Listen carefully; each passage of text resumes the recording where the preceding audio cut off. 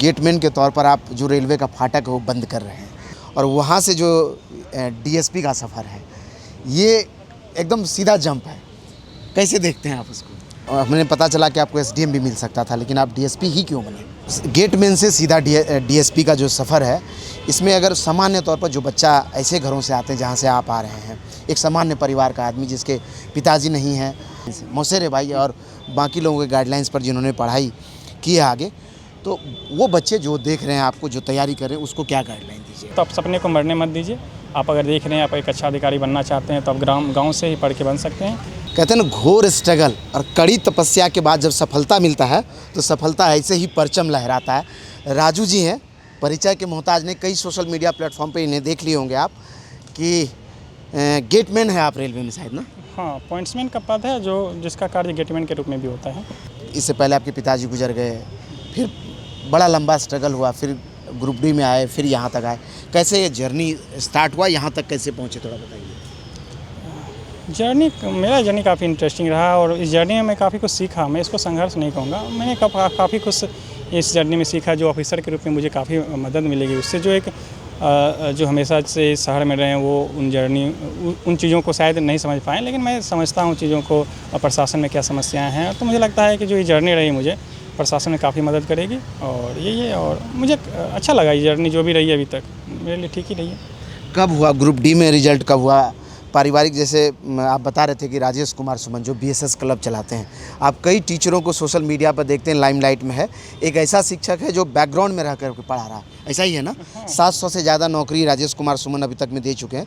तो कैसे वहाँ तक आप पहुँचे और ये जर्नी थोड़ा डिटेल में उसको बताइए मुझे। डिटेल में बताऊँ तो चूँकि मैं जब 10th में था तो मेरे पिताजी का रोड एक्सीडेंट में देहांत हो गया था। तो उसके बाद मुझे पता नहीं था कि मुझे क्या करना नहीं करना। तो मेरे भैया जो हैं बीएसएस क्लब के संस्थापक राजेश कुमार सुमन जी, वो मुझे अपने यहाँ ले गए। उन्होंने बीएसएस क्लब में मुझे ज्वाइन करवाया और मैं वहीं से अपना कंपटीशन का प्रिपरेशन स्टार्ट किया था, क्योंकि मुझे था कि मुझे जल्द से जल्द नौकरी लेनी पड़ेगी और मैं अपनी मम्मी को जो आर्थिक रूप से मदद कर सकूं उसके लिए मुझे था। तो फिर मैंने राजेश भैया के यहाँ पे जो बीएसएस क्लब उसमें ज्वाइन किया और वहीं से मैं अपनी ग्रुप डी की प्रिपरेशन स्टार्ट की। और वो जो क्लब है बीएसएस क्लब, उसका पूरा नाम है विनोद स्मृति स्टडी क्लब, जो मेरे मामा जी के नाम पे है। जो उन लोगों का सपना था कि मैं ग्रामीण परिवेश में जो छात्र रहते हैं उनको नौकरी करने में मदद पहुँचाऊँ, जिनके पास कॉपी कलम और सारी चीज़ की दिक्कतें हैं और कंपटीशन के लिए जो क्लास नहीं ज्वाइन कर सकते उन लोगों को फ्री में पढ़ाऊँ। तो वही उसी उद्देश्य से वो स्थापित किया गया था बीएसएस क्लब, जिसका जो उद्देश्य था उसकी सफलता मैं देख पा रहा हूँ। आज सैकड़ों स्टूडेंट्स सरकारी नौकरी में हैं और मैं भी वहीं से पढ़ा हूँ। तो एक तरफ में वो लाइमलाइट वाले टीचर हैं जो अभी गोलियां चला रहे हैं, दूसरे तरफ में एक आप लोग का ये क्लब है जिसको राजेश कुमार सुमन चला रहे हैं, जिसको लोग नहीं जानता होगा शायद। मुझे नहीं लगता, 1-2 बार हम लोग कवर किए, मीडिया के लाइमलाइट से टोटली अलग। लाखों रुपया बच्चे फीस दे रहे हैं तब जा कर के एक रिजल्ट आ रहा है। यहाँ कुछ भी नहीं, 1 रुपया खर्च नहीं है और सरकारी रिजल्ट लोग ले रहे हैं। दोनों को तुलनात्मक एक बार हमें समझाइए क्या है। अगर तुलना किया जाए तो अगर जो ग्रामीण छात्रों के लिए है जो शहर नहीं आ सकते उसके लिए तो मुझे लगता है वो रामबाण है, वो तो वरदान की तरह है। जो गांव में आज इतना गांव में नौकरियां हो रही है और ग्रामीण क्षेत्र के जो लोग हैं, बच्चे हैं, वो अपने बच्चों को जो एक सपना देते हैं पढ़ाई के लिए कि तुम भी पढ़ के नौकरी करो, आसपास के लोग नौकरी कर रहे हैं। तो मुझे लगता है बीएसएस क्लब उसको सही साबित कर रही है, उन सपनों को साकार करने में सही साबित हो रही है। और जहाँ तक मैं इसमें ज़्यादा बात नहीं करूँगा कि जो भी कोशिश संस्थान हैं उनकी क्या प्रायोरिटीज़ रहती है और क्या वो करते हैं अपने प्रसिद्धि के लिए कंट्रोवर्सी क्रिएट करना हो, तो उन चीज़ों में मैं टिप्पणी नहीं करना चाहूँगा। लेकिन हाँ, मुझे लगता है जो उद्देश्य है बीएसएस क्लब का, वो एक जो समान परिवार से आते हैं उन छात्रों के लिए बहुत ही अच्छा, और वो आज सफल हो रहे हैं अपने उद्देश्यों में। तो राजू जी, एक जो बड़ा चीज़ हमने देखा कि गेटमैन के तौर पर आप जो रेलवे का फाटक है वो बंद कर रहे हैं। एक ड्रेस है जो एकदम सामान्य जो ग्रुप डी का कर्मचारी होता है वैसा ही मटमैला कलर का पहने हुए, और वहाँ से जो डीएसपी का सफ़र है ये एकदम सीधा जंप है, कैसे देखते हैं आप उसको? हाँ, जब मैं ग्रुप डी में ज्वाइन किया तो मैं 1 साल तो ऐसे ही, जब आप नई नौकरी ज्वाइन करते हैं, कम उम्र में आपकी नौकरी लग जाती है तो आपको तो ऐसे ही अच्छा लगता है, रुपया आने लगता है। तो लेकिन एक साल के बाद मुझे एहसास हुआ कि नहीं, मुझ में कैपेसिटी है, मुझे बेहतर करना चाहिए। और कई दोस्त हैं जैसे मेरे अजीत हैं, उन लोगों ने मुझे गाइड किया कि नहीं, आप बीपीएससी का प्रिपरेशन कीजिए, क्योंकि मैं पढ़ने में हमेशा से अच्छा रहा था और मैं मेहनती था। तो उन्होंने मुझे गाइड किया कि आप APSC का प्रिपरेशन कीजिए। और राजेश भैया का तो मार्गदर्शन था ही, और मेरे मामा जी एक थे जो गुजर गए, विनोद मामा जी, जिनके स्मृति में एक क्लब बनाई गई थी, तो उनका भी एक सपना था कि मैं एक ऑफिसर बनूं, तो वो तो नहीं रहे। फिर मेरे भैया का भी एक सपना था कि मैं ऑफिसर बनूं, तो वो तो फिर क्लब संस्थापित करके और उसी में लग गए। तो मेरा था कि चलो अब मैं प्रयास करके देखता हूं, और मेरे जो दोस्त थे उनका भी सहयोग रहा, और फिर मैंने प्रिपरेशन स्टार्ट की, सीरियसली प्रिपरेशन स्टार्ट की।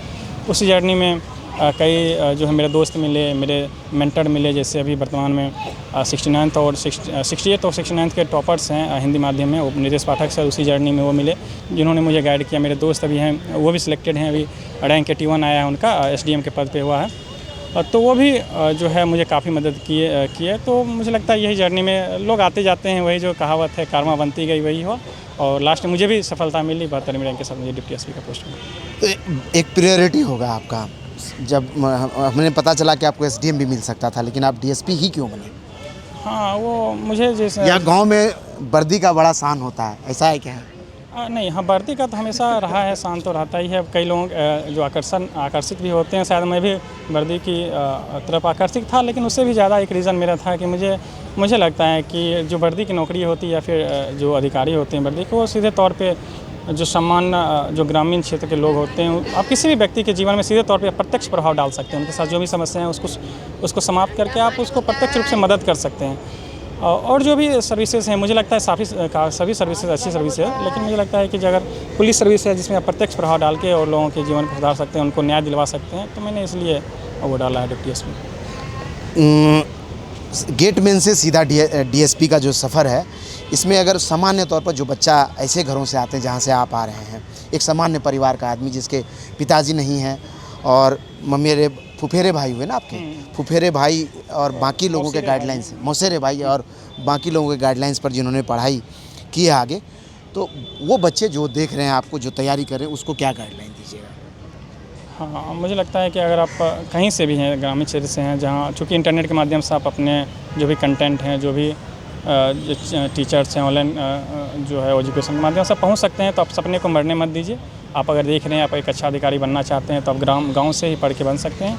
तब मेहनत कीजिए, सटीक जो है रणनीति बनाइए, उस जो रणनीति होता है उसी के अनुसार आप कार्य कीजिए, जो भी प्रीवियस ईयर क्वेश्चन है उसके अनुसार आप पढ़ाई कीजिए, बिल्कुल होगा। और मेहनत करिए, अपने सपने को पूरा कीजिए। मुझे लगता है कि अगर मैं कर सकता हूँ तो सभी लोग कर सकते हैं, ऐसा कोई इशू नहीं है। चलिए, तो ये है राजू जी से जाते जाते एक बार BSS क्लब के बारे में मैं डिटेल बता दूँ। एक बार हम इंटरव्यू किए थे BSS क्लब के जो चलाते हैं राजेश जी का। सुबह 7 बजे हम पहुंचे थे, लगभग 300 से ज़्यादा साइकिल वहाँ महिलाओं बच्चियों का वहाँ लगा हुआ था। जो गृहिणी है, घर में काम करके आती है, वैसे बच्चियाँ 5 बजे सुबह वहाँ आ जाती है, ऐसा है ना राजू जी? हाँ, एक बार इधर मैं पैन करके दिखाऊं तो ये देखिए साइकिल का अंबार लगा हुआ है यहाँ, और बता रही हैं बच्ची जो कि 12-12 किलोमीटर दूर से लड़कियाँ 5:30 बजे सुबह में यहाँ आ जाती हैं साइकिल से पढ़ाई करने के लिए। और ये इधर में क्लासरूम है, ये देखिए बॉयज़ का। ये बच्चे हैं जो सचिवालय सहायक के एग्ज़ाम में प्रीलिम्स को पास कर चुके हैं और मेन के लिए तैयारी कर रहे हैं इधर में। और ये जो छोर देख रहे हैं यहाँ से वहाँ बच्चियों का, ये सब जो है अलग अलग कंपटीशन का। गुड मॉर्निंग आप सबको। कितने बजे आ जाती हैं सुबह आप लोग? हाँ, कितने बजे जगती हैं? अच्छा, कोई 3 बजे, कोई 4 बजे। बड़ा गजब जज्बा आप लोगों में। क्या क्या चीज़ का तैयारी कर रहे हैं आप लोग? रेलवे, बैंकिंग और SSC और मतलब अलग अलग डेस्टिनेशन है सबका। सबसे दूर कितना किलोमीटर से आती हैं? कितना किलोमीटर से आती हैं? 15 kg। वहाँ पे कई वनडे एग्ज़ाम, जितना भी वनडे एग्ज़ाम होता है, रेलवे, SSC, उसके सैकड़ों छात्र वहाँ पे ट्रेन मैनेजर के पोस्ट पे, लोको पायलट के पोस्ट पे, मैं भी ग्रुप D के पद पे था, तो सभी पोस्ट पे हैं और लगभग सैकड़ों, लगभग मुझे लगता है कि हम लोग का एक ग्रुप है जिसमें सक्सेसफुल जो भी हुए हैं कैंडिडेट्स, उसमें लगभग 300 से 400 के करीब जो है छात्र हैं उसमें सक्सेसफुल हुए हैं। एक तस्वीर हम देखे थे राजेश जी का हाल में, उनको CM आवास से कॉल गया था कि उनको सम्मानित किया जाएगा। वो ऑक्सीजन मैन के तौर पर भी जाने जाते हैं। पर्यावरण दिवस पे बुलाया गया और उनका सम्मान नहीं हुआ, तो बड़ा दुखी थे वो कि सरकार जो है जो रियल में काम करते हैं उसको सम्मान नहीं दे। एक तरफ वो लोग हैं जो AC कमरे में बैठ करके सिर्फ जो है लाइमलाइट के पीछे भाग रहे हैं, एक आदमी है जो पर्दे के पीछे काम कर रहा है। इन दोनों चीज़ों को एडमिनिस्ट्रेटिव तौर पर आप कैसे देखते हैं?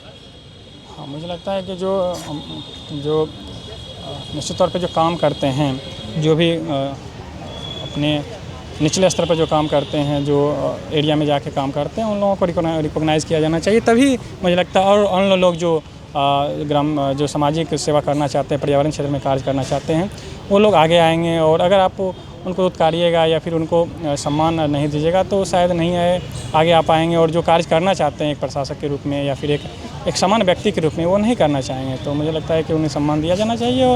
और मैं जहाँ भी रहूँगा, जिस भी पद पे रहूँगा, मैं ज़रूर उनका सम्मान करूँगा और मैं उन लोगों को भी आगे बढ़ाने का प्रयास करूँगा। तो ये है, जाते जाते एक बार फिर से आपको बता दें कि रोसड़ा में ये BSS क्लब चलता है।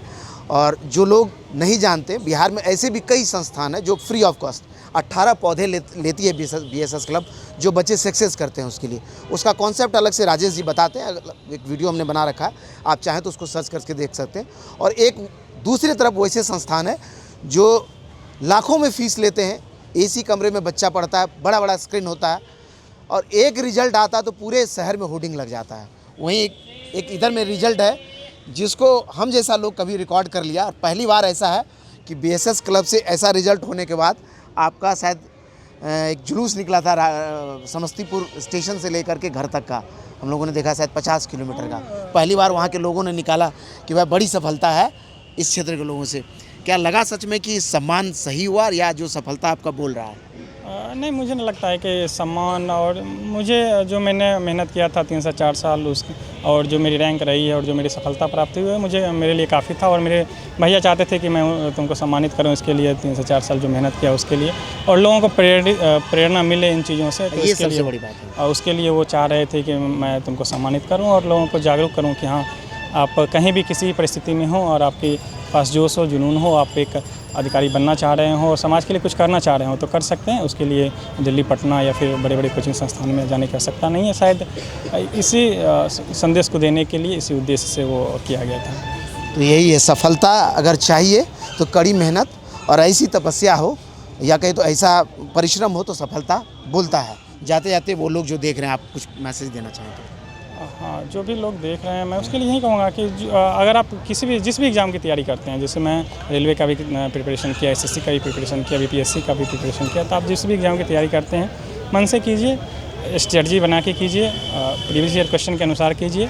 और बड़े बड़े संस्थानों में एडमिशन लेने और बड़े बड़े शहरों में जाने की कोई ज़रूरत नहीं है। आप घर से भी कर सकते हैं, ऑनलाइन शिक्षा के माध्यम से कर सकते हैं। और टीचर, यूट्यूब पे बहुत सारे टीचर्स हैं जो फ्री में पढ़ाए हुए हैं, उनसे कर सकते हैं। मेरे भैया का भी यूट्यूब पे कई सारे चैनल्स हैं, उनसे आप जुड़ सकते हैं। वो काफ़ी अच्छा पढ़ाते हैं, मैं भी वहाँ से पढ़ा था। तो यही है, और पढ़िए और हो जाएगा, आराम से हो जाएगा, कोई ज़्यादा परेशानी की नहीं है।